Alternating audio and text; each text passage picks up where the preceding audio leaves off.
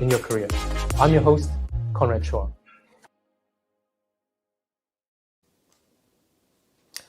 Welcome, everybody. This is Conrad here. I'm your host.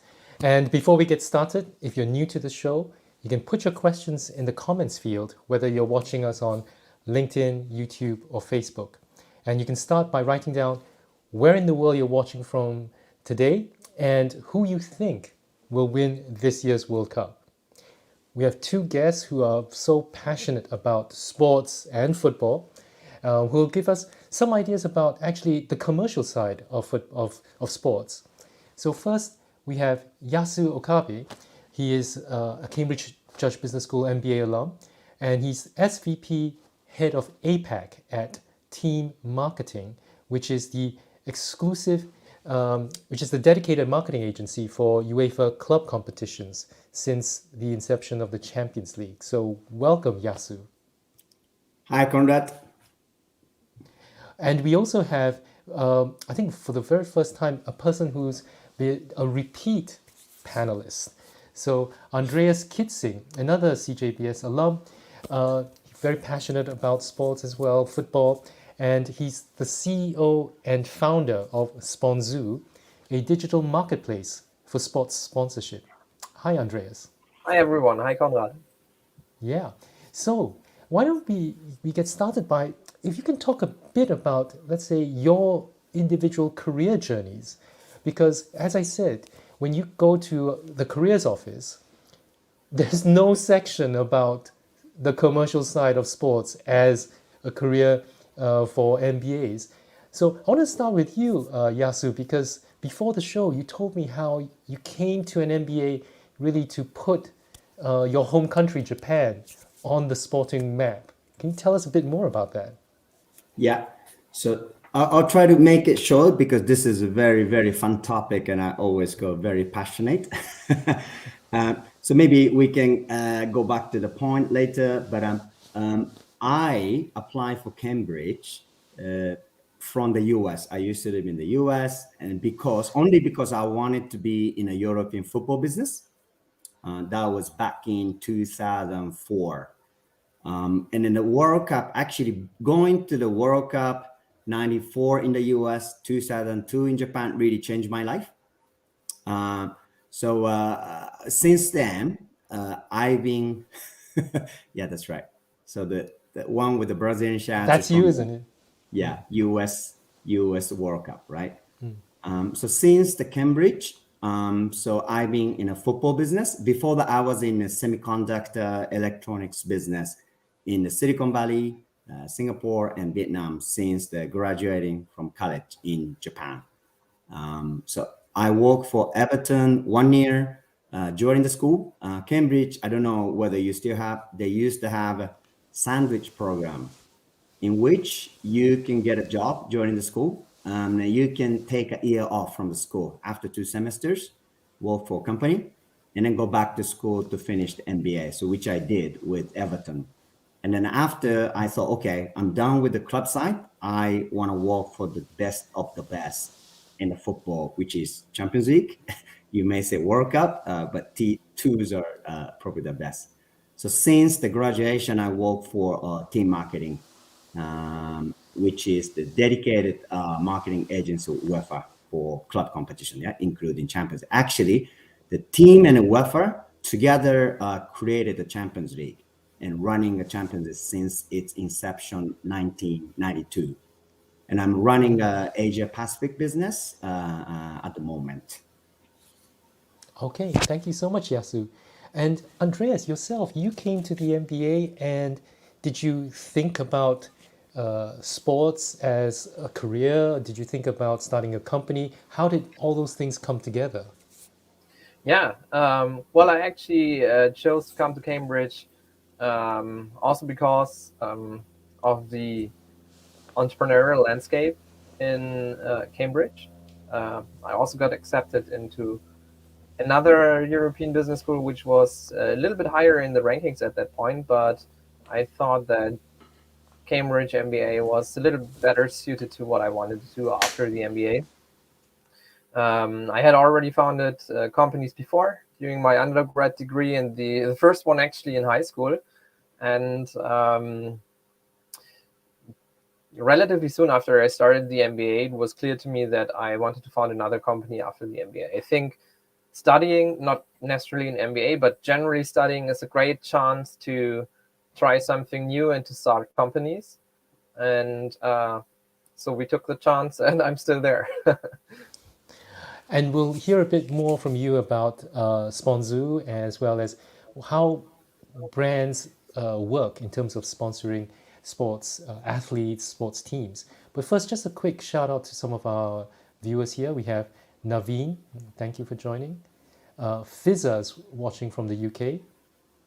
Martin's from Toronto. Hi Nada and Jonas.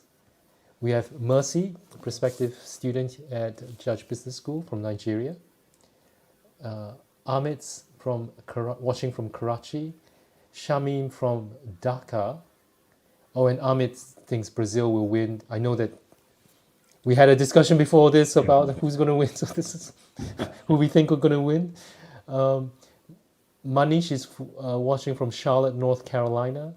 And Aaron, a longtime viewer of the show from Surrey. So thank you very much. And again, if you've got any comments or questions, please put them in the chat. Now, I wanted to go to you, Andreas. You obviously, how did you see the idea come for Sponzu in terms of bringing together brands and athletes or sports teams? Yeah, so first of all, we actually developed the idea during our own startup weekend that we hosted 1 week after Cambridge Startup Weekend with friends. So we discovered and discussed lots of business opportunities by going through problems that others have and trying to come up with solutions, and then evaluating how much potential these solutions had. And I'm super passionate about sports, but the reason we founded Sponzu is actually even more because we're also passionate about business, and we saw a massive potential in digitizing the sports sponsorship industry. Currently, sports sponsorships are nice. You actually dug up some photos from our team. Yeah, I mean, currently sports sponsorship, the process is involving lots of manual effort. It's very time consuming. It's very inefficient. Still very much relationship based and not so much data based. And we think that this is going to change one way or the other. And we wanted to be the ones that really help this process to digitize faster and thereby capture ideally a large share of the market, which is the reason why we founded Sponzu. And as a really nice side effect, we think we also distribute sponsorship money a little bit more fairly across many different rights holders, including niche sports and amateur teams who usually struggle to find sponsors because they lack the market access. So not only are we following a great business opportunity, but also we are helping to make the market, to democratize the market, which is really cool for someone who likes sports. Before we go to Yasu to find out a bit more about, is that really a lot of what you do in terms of building relationships and getting those sort of sponsorships? Andreas, can you tell us a bit more? What do you mean by digitizing the entire process of getting sponsors? Sorry, I actually didn't explain what Sponzu does, just why we're doing it. So we are a marketplace for sports sponsorship. So the way sponsorships work on Sponzu is that rights holders, amateur teams, semi-professional teams, pro teams, so we work with, I think, more than half of the Premier League teams, from all kinds of sports. Individual athletes can create a profile on Sponzu, enter a lot of data that helps us categorize the profiles. Then brands can register as well, can, in the slightly updated process now, put their briefing into the marketplace, who they want to work with, what questions they want to have answers, what they are looking for in terms of deliverables, what they're willing to pay. Our system then calculates which of the rights holders meet the criteria and gives them the chance to apply for a partnership. And brands in the end then gets selected partnerships from relevant rights holders, and can go forward with the ones that they like. And we charge a commission on every deal that we broker. So that's how the model works. And Yasu, is this a lot of what I mean, is this how you would do your job when you work with brands? Is it the data side, or is it a lot more on the relationship building and building on past relationships? I think all of that, of course, if you look at a lot of sponsors sponsoring the big events like World Cup, Champions League, it requires significant investment, right? So although those companies have, pretty much biggest marketing budget compared to other companies in the world, of course, it's run by smart people. So everybody look at the numbers, so significant budget goes into research actually, in the sponsor side and our side. And of course, there might be some gap between the rights holder and the sponsors. So that's how we try to, reduce the gap. And then once we agree, we see the same picture, the sponsorship happens. Yeah.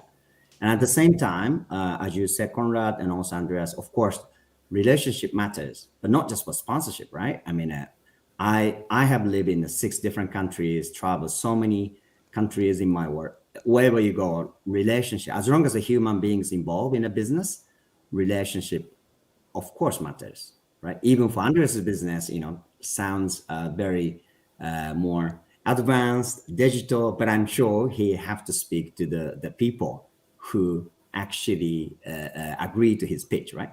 So yes, both sides. Indeed.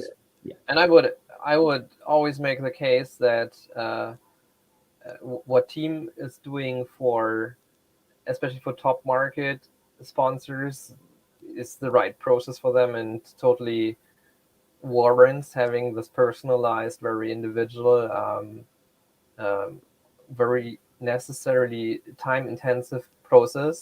If I deploy millions of euros by sponsoring the Football World Cup or the Champions League, I think you should have a super customized individual process that looks to every aspect, and you also deserve to have a very strong relationship to the agency that helps you broker these deals.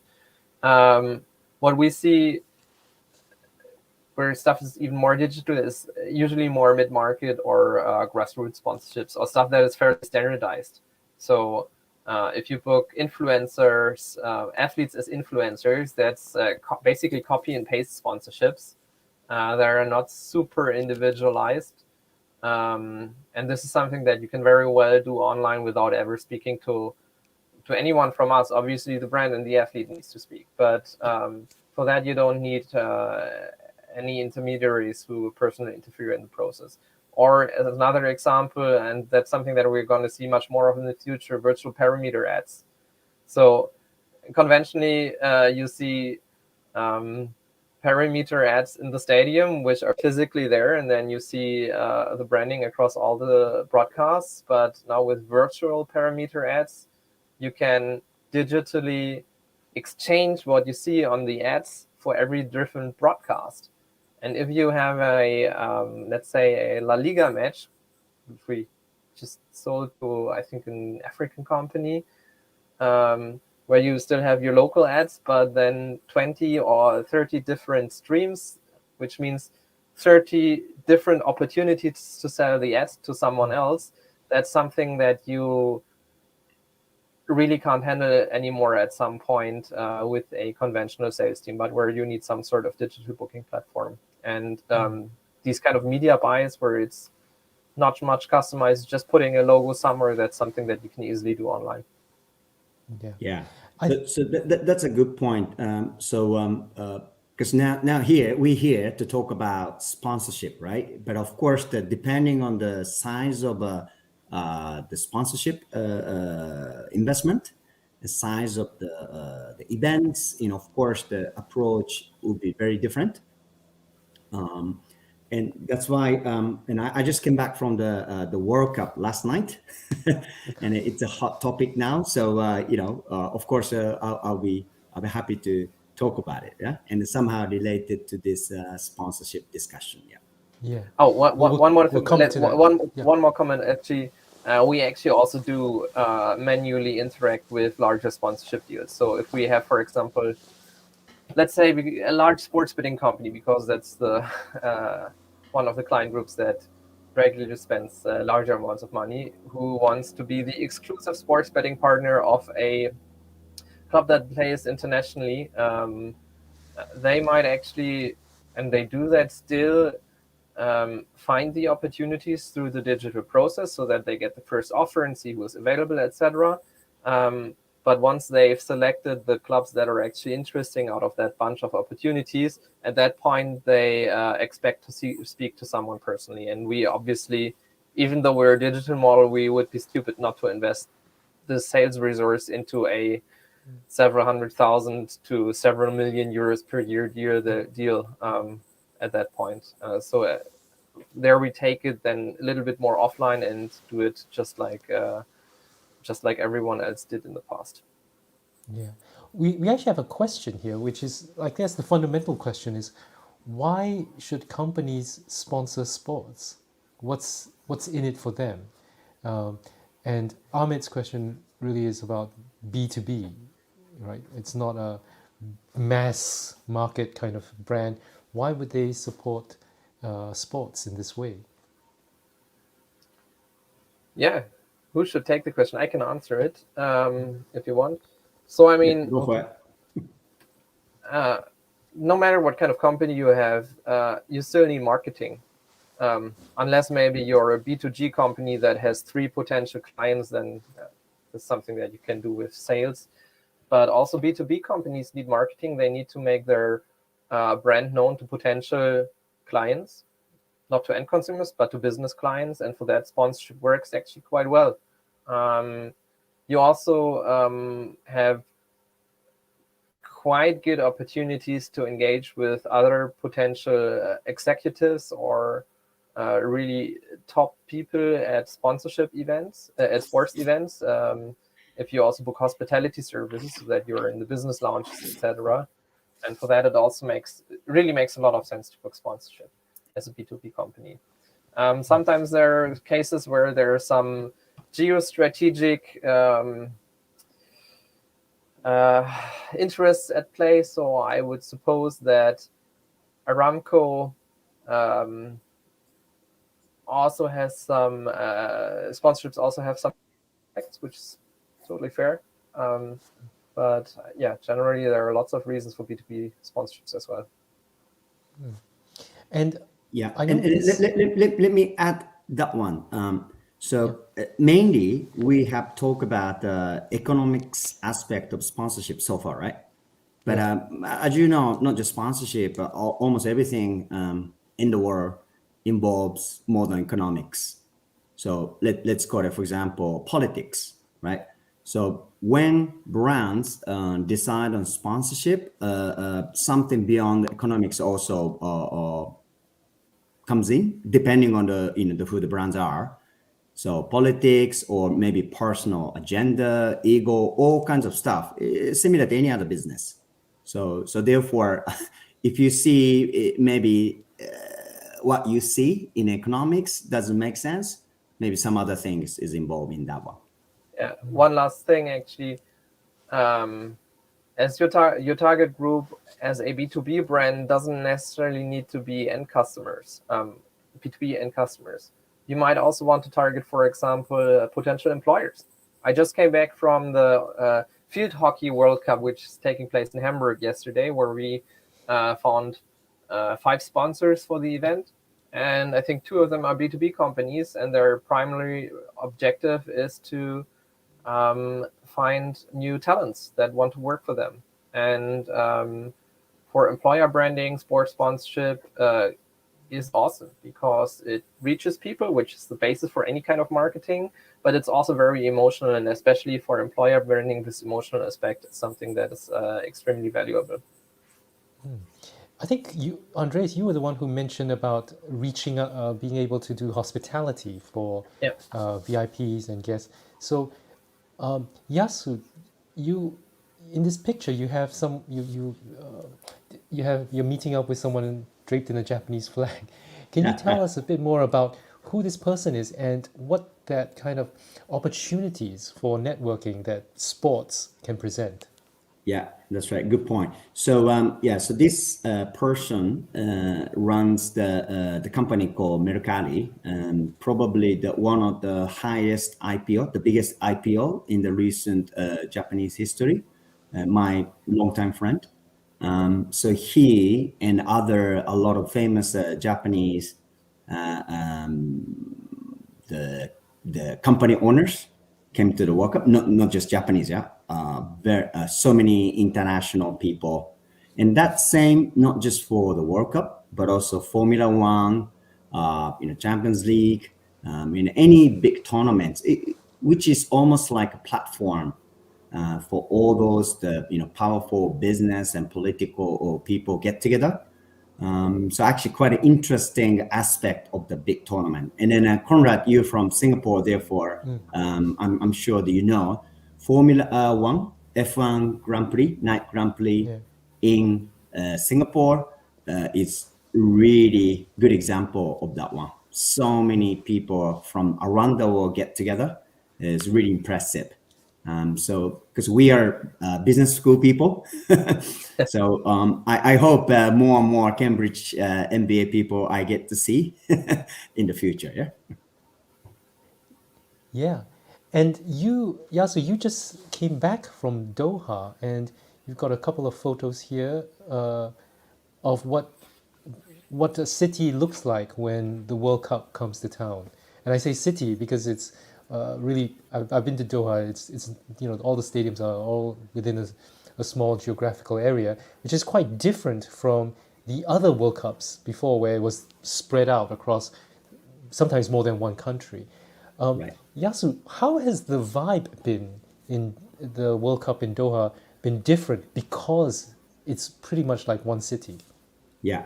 So thanks for asking, Conrad. I really wanted to talk about this because before the World Cup, so many negative things said about Qatar World Cup. I'm not sure if it's true or not. Maybe yes or no. But what I have seen in Doha, really fantastic, really fantastic. And then some of the good stuff that we have seen in Doha, not really talk about in media, Western media, particularly even Japan. So I'm happy to talk about it, right? So, and the good thing is I don't work for FIFA. As Conrad introduced me to the audience, I work for UEFA Champions League. So I'm very neutral. And also I went there as a fan. So I was on holiday, so I didn't work there. And also I've been to World Cup since 94. So I have a direct comparison to, how all went in the past. So first of all, fantastic experience for the fans. Number one, as Conrad said, this is happening in a very small city country of Qatar. So very easy, convenient, and comfortable for the fans. So remember, for example, 2014, the Brazil, 2010, South Africa, 2018, Russia. As I said, I've been to all of them. Very hard for international fans to travel between the matches. But this one, maybe for the first time since 94, I watch the two matches in the same day because, it's so easy to not even travel, just to commute. And the public transportation is fantastic in Doha. I think that the country spent $220 billion to host this World Cup. Of course, it's criticizing a lot of the Western media, but that made fans the life in Doha so easy and comfortable. And sometimes you may know, of course, we like to go to some exotic places. I don't name the countries, but some of the World Cup actually kind of dangerous for a lot of international fans. But this one, super safe, super safe. You can still drink but not many people drunk. A lot of people sober. And anyway, in general, Qatar is one of the safest countries in the world. So no robbery case that I heard of. Usually you heard in every single World Cup. No pickpockets. Usually you hear so many pickpockets cases. I never heard any single cases. I was there 2 weeks. So very convenient, comfortable, and safe. So really, really well done for Qatar for that experience for the international fans. Yeah. And I guess we can't talk about Doha World Cup without you telling us what's happening here in this photo, in the upper right-hand corner. Right. So upper right-hand corner, of course, is the match against Germany. Andres from Germany, so I don't really talk about a lot. But reason why I sent this photo to Conrad, the one in the left top, which is from one of the parties. So of course, a lot of things said about, okay, you can't drink in this country, but actually there are plenty of places that serves alcohol. So still, if really fans need to drink, you can, and even the sponsors host a lot of parties. So it's much better than a lot of medias really reported before the World Cup. And just for the audience, I'm not sure if many of you realize that the photo at the bottom, which features the Keisuke Honda, former number 10 of AC Milan. So those people also really enjoy this experience. Again, safe, comfortable, convenient World Cup. Yeah. And over here, what's happening here in these two photos?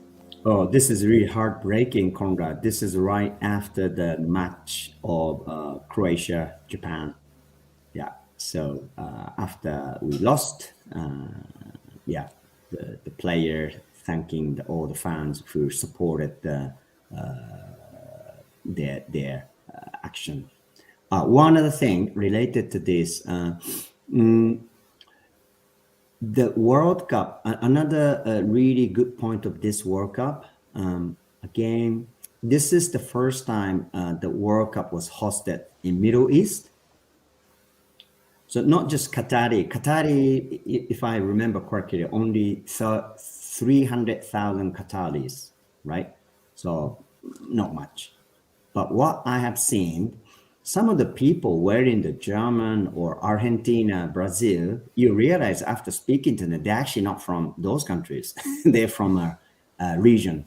So a lot of Arab people in the region come to the World Cup. And you can imagine, for them, probably once in a lifetime.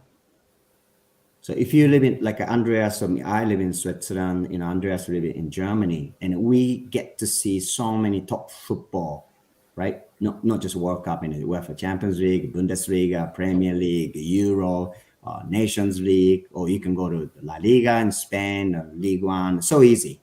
But for those people in Middle East, probably once in a lifetime experience. So yes, understand a lot of negative things talk about this World Cup, but I could still see, as I really enjoy as a fan, when the World Cup came to Asia for the first time in 2002, I really felt the fantastic joy and vibe of the local and regional fans all across MENA. And I guess that's the power of sports, right? In terms of bringing people into one place. Sorry, that's another good point. So a lot of people talk about, because now world going crazy, right? Corona and this Ukraine, Russian war. But here, for example, I would never wear this. And the German usually don't, raise their flag or the jersey, right? But here during the World Cup, everybody wear their jersey. Sorry, the Singapore, I don't think you can wear that because you're not participating, but a lot of people wear that and they raise their flag proudly, but also very friendly. So none of us get into fight or whatsoever. So it's such a peaceful, like I said earlier, the platform, I talk about the platform as a business, but also more international friendship. I don't think, like I said, I have lived outside of Japan more than half of my life and lived in 6 different countries, traveled so many countries. But now looking back, this is such a unique platform to unite people together, whatever religion you believe in, whatever nationalities or whatever races you are, which is such a fantastic, event and a platform. Yeah. I was going to take this question from Ahmed, but I think we can answer it a slightly different way. So Ahmed's asking about, bringing out how Budweiser paid all this money to sponsor, but then they couldn't serve alcohol at the stadiums.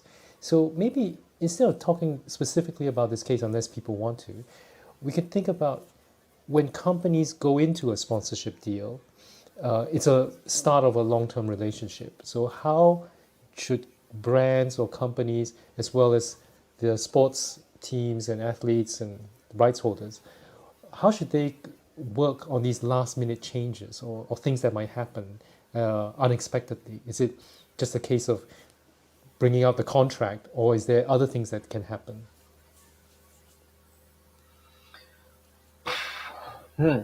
I mean, generally, if you sponsor live events, no matter if it's sports or something else,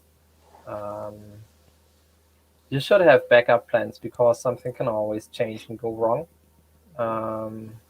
It's a bit different if you book TV commercials. I mean, also there's something can go wrong, but in the end, you know when they air, and you just air them and have a high level of control over the process and how your brand is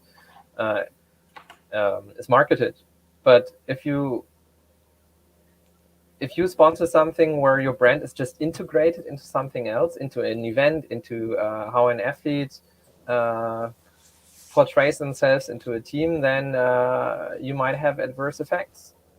Not just with events. Just imagine how unlucky Nike was in the past with some of their athletes who, I know that Nike really suffered when Tiger Woods had some issues with infidelity. Then they had this South African athlete who shot his wife. So stuff like that can happen, and you just need to have a backup plan and be aware how to manage it. And actually, I think for Budweiser, not being able to sell their beer at the World Cup might not just have negative effects. After all, it gave them so much free publicity. I'm pretty sure that Budweiser is one of the most well-known World Cup sponsors because of all the free PR.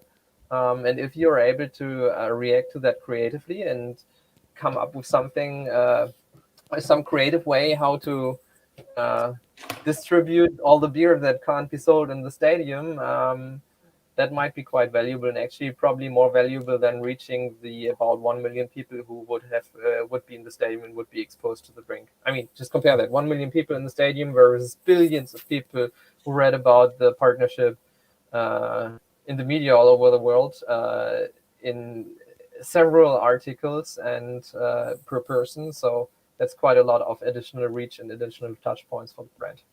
Yeah, so that's very good point from Andreas. And whoever listening to this, if you're NBA related, whatever, yeah, I also want you guys to look at this from more sort of business perspectives.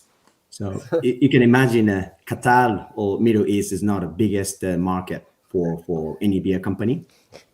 And then how many beer they sell and stadium, of course, it's better to get a little money, but compared to what they do, number of the beer they sell at stadium, very, very negligible, I think.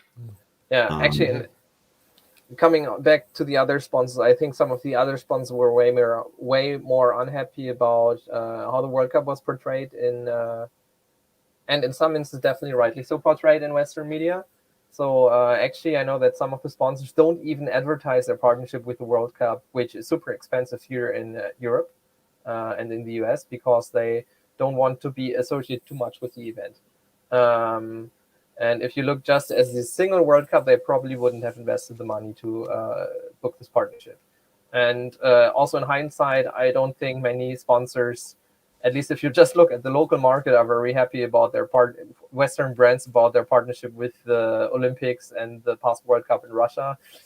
Also, not that much worth anymore. But you have to see this as a very long-term partnership. And I'm 100% convinced that all of the current partners are looking into the marketing opportunity that partnering with the World Cup and also with the Olympics has.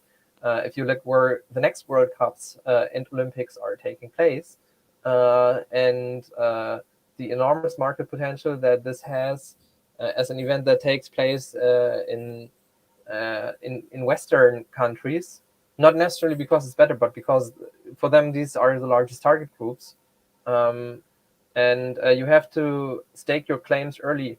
If you try to just pick the events where you can most easily reach your target markets and then drop out for the others, some of your competitors will sweep in, will just book a 20-year partnership, and then you're out. So you have to see the partnership not just for one event, but over the entire duration of the contract. Yeah, Great. So just to add to that again, so Conrad and audience, so the sponsoring the world event like this, the global event like this, it's one of it is showcased to the world, even for the hosting country and a brand. So again, the selling the beer in a stadium is a very little things, but as Andrea said, you get a free advertisement to some extent, and then I remember, for example, the Budweiser had a Budweiser hotel, VIP hotels right in front of the Copacabana in Rio in 2014. Of course, the all around the world on TV, people saw that, and similar to Formula One, Singapore Grand Prix, and a fantastic, beautiful night view of Singapore. The showcase broadcasted around the world. So one keyword is actually showcase to the world, not particularly talking about a smaller impact of the business in local the hosting nation. Yeah, so I was going to come back to this. I'm sorry to show you this painful picture here, but actually the question I had was, you obviously saw the 2002 World Cup in your home country in Korea, Japan. Did that kind of hosting that major global sporting event, how did that trickle down into, say, grassroots, and over time reached a point where Japan is in the round of 16? Because before that, countries like Japan or Korea, they just hardly even made it to the World Cup finals, right? And of course, the format changed, so more countries could come in, but to be able to get to the finals and go toe to toe with some of the best countries in the world. Did you see that kind of evolution from 2002 to what you have now? Yeah, thanks for asking. So it's bang on actually. So J League, the Japanese professional league, started 93. And the reason why is Japan was preparing. Now I don't remember the exact timing. That Japan was preparing to host the World Cup in 2002, and of course we wouldn't want to be embarrassed at the World Cup. So very rapidly the J League, the professional league, started when I played for University League back then, and then we made it to 98 World Cup for the first time. So just one before 2002. So only because of the World Cup, only because of we really wanted to do well in the World Cup. Professional league really started 93 and 98 first time, 2002. Then people gone really crazy. Not just football people like us. Almost entire nation really saw what football is, what World Cup is, because now football has become number 2 sports in Japan, but historically baseball is the number one sport. And I myself was a baseball until junior high school. I only changed to football in high school. So really made a huge impact on the Japanese football. And then fast forward, so Bundesliga, German football, European football really help Japanese to nurture. So, for example, the guy in this picture with me play for Bundesliga, and then most of the Japanese players you see pictured playing in the Bundesliga than other European leagues. So this time, without those players really getting used to the how Europeans or how our Latin Americans top player play, we would never got to this stage. But again, all of this happened, I think, because we did the World Cup in 2002. Therefore, I could see, lot of negative campaigns around the FIFA's globalization strategy. But I really up for it. Again, I don't work for FIFA. I'm a neutral fan. So you see 2022 for the first time in Middle East, right? And then 2018 for the first time in Russia. 2010 for the first time in Africa, South Africa. And 2002 for the first time in Asia. And I'm sure, as I said about experience of the Japanese football, I'm sure a huge impact on those countries, also the regional fans and the football or society. So hopefully, as FIFA, progress the globalizations, more and more like this would happen to many of the fans, many of the countries around the world. So Andrea, sorry, the German championship, winning becoming more and more difficult going forward. I agree, but that should be like that. Yeah, It true, should be true. really difficult to become world champion. The more difficult it is, the better. Exactly. So I also hope that they don't follow Arsene Wenger's suggestion and switch from 4 years to a 2-year format, because that would make it less valuable to win the World Cup if you have twice the chances. I actually on FIFA I'm super critical of FIFA. I think they're especially the people who are currently running it are among the worst things that could happen to football. So I'm also super critical of the idea to change the Champions League to a European Super League. That would really hurt our football culture. So these people are kind of the grave diggers of football. But the idea to globalize football and to have these events take place in countries that either need to be developed or are already super passionate about football, like the Middle East. And I think that's a great idea. And I think with all the, again, sometimes really correct criticism about Qatar as a host nation, it's great that this event takes place in the Middle East, and the people who live in the Middle East really deserve to be hosting something like this. Yeah, exactly. So of course, we don't know anything, whether it's negative, positive, on a lot of things negativity talk about on the media. But like I said, a lot of good things happening. And then, I just wanted to really convey this to the audience that a lot of good things happening, and hopefully it gets better and better.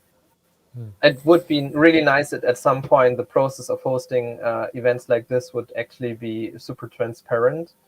I'm pretty sure that, it's nearly some of the people who were involved in giving the campaign, giving this to Russia and Qatar, are now in jail because they are corrupt.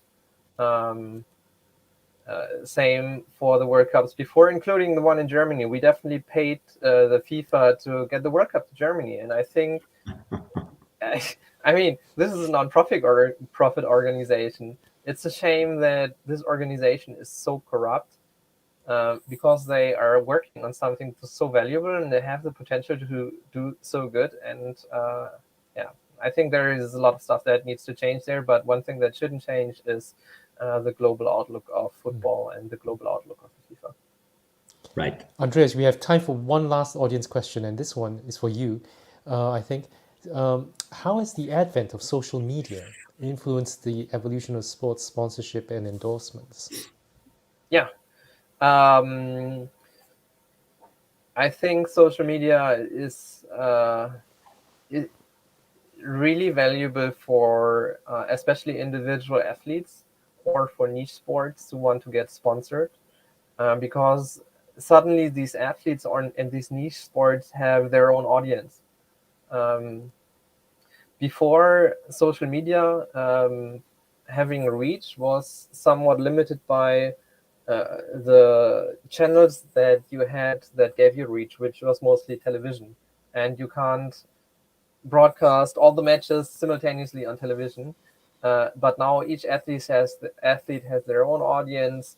Sports can basically broadcast themselves on the internet, on platforms like Twitch, and with that also reach more fans, win more fans because they broadcast themselves. And in the end, fans and people who follow someone, that's the currency of sponsorships. You want to see how many eyes you reach with your sponsorship. And now that the athletes have these, the athletes get much more sponsorship deals. And it has changed the nature of athlete endorsements also quite significantly, because prior to that, it was more about the popularity of an athlete, and sponsorship deals were structured very much in a way that the athlete would act as a testimonial on TV or on national campaigns. So it was limited to large athletes and large campaigns. And now you see deals that are much more straightforward, just posting something on social media, and also much more niche, because smaller brands can sponsor smaller athletes and they still have a good return on investment, because the athlete can reach their own audience with whatever message the brand and the athlete together want to convey. So it's I, great. I remember Jose Mourinho complaining how, it's halftime and bloody hell, all these footballers are on their phones trying to tweet something. He's trying to get through the 15-minute team talk. But yeah, I said this was the last audience question. But I have one more question, and that's for both of you, which is, who do you think will win the World Cup? Very quickly, no thinking, no ifs or buts. We start with you, Yasu. Brazil or France? Oh, you gave two. Come on, Andreas. What about yourself? Final will be Brazil against France, and I think Brazil has a 60-40 chance of winning that. Oh, see, as always, analytical. Sorry for England. I think they will just have one more match. But France is just too good. In my office World Cup draw, I'm still surviving. I have Morocco. Oh, actually, fun story. We have one Moroccan employee at Sponsu, and he is leading our World Cup draw by a massive margin, because he bet on Morocco to win the group. He bet on Morocco to win against Spain in all the group matches, and I think he has like 120 points in our scoring system. The next one has 105, so he's way ahead. Oh well, I only get to collect the money if Morocco wins the whole thing. So I'm kind of realistic Well, there. good luck to you. I think that Brazil will win, but I'm actually supporting Morocco now, because at least it would make one member of my team happy, and I'm kind of always supporting the underdog. Well, thank you so much, Andreas and Yasu, for joining us, giving us your career insights into how you got into the commercial side of sports. Hopefully, some of the viewers here get inspired to either take up more sports in their lives, but also consider that aspect as part of their careers. And I wanted to thank our viewers as well. This is going to be the last episode for this year. We'll take a break. We'll be back in January, where we'll have faculty and guests here talking about the news industry, how to improve the broadcast news side of things. Challenger banks, how can they help serve underbanked communities? How can they better serve as competition to incumbent banks? And also, what's happening in China in terms of the economic development there in China. So thank you, everybody, and for all of you celebrating whatever festive celebrations for the end of the year, have a happy festive celebrations. And yes, I guess all of us will now go and start watching the World Cup, the quarterfinals. So thank you very much to all of you.